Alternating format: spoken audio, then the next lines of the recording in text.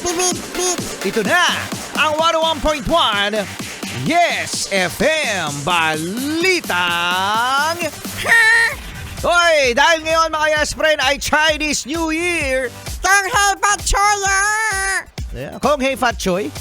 Dahil napakalaki mga Yes Friend ng impluensya ng mga Chinese sa ating mga Pilipino. Tandaan nyo mga Yes Friend, na ang pinakamatandang Chinese Chinatown ay nandito sa Pilipinas. At doon pa man mga Yes Friend, nagtitrade na tayo ng mga kagamitan, pagkain sa China.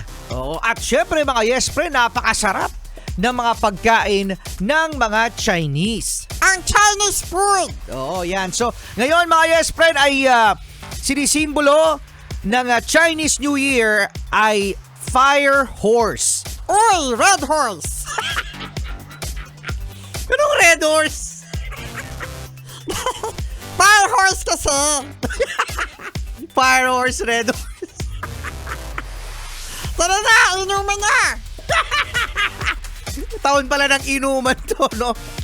Ang mga swerte, mga Yes Friend, di umano sa Year of Fire Horse ay ang Tiger, Year of the Tiger, Year of the Goat, at ang Dog. Okay? Kung kayo ay Tiger, Goat, at Dog, swak na swak daw mga Yes Friend ang taon ito para sa inyo. Sa mga Yes Friend naman na hindi masyadong maswerte raw o challenging this year mga Yes Friend ay ang mga pinanganak noong taong rat.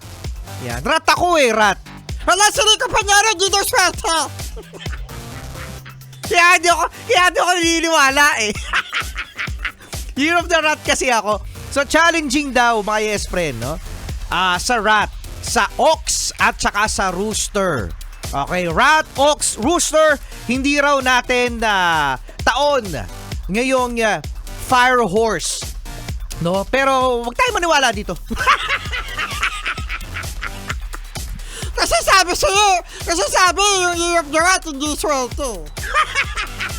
Kaya di ka naniniwala Kaya di naniniwala. Pero kapag sinabi, swerte ang Year of the Rat, kasi taon ko yan, ano pa naniniwala ako? Siyempre maniniwala ako. At sabi din mga Yes Friend, na ang taong ito ay maganda raw para sa mga gustong magka-love life. Uy, panahon niyo na. Oo, no? Tapos, sabi din dito ay magtayo ng business, no? At ito malupit mga Yes Friend, change career. Uy, magre-resign na yan. Magre-resign. Change career na.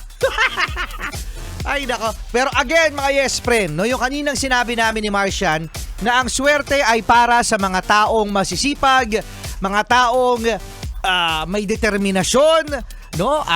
Sa mga Yes Friend natin na nagbabanat ng buto o dumidiskarte sa buhay kung saan lumalaban ng patas, yan ang mga sinuswerte, mga Yes Friend. Kasi tandaan nyo, no, aanuhin mo ang mga lucky charm.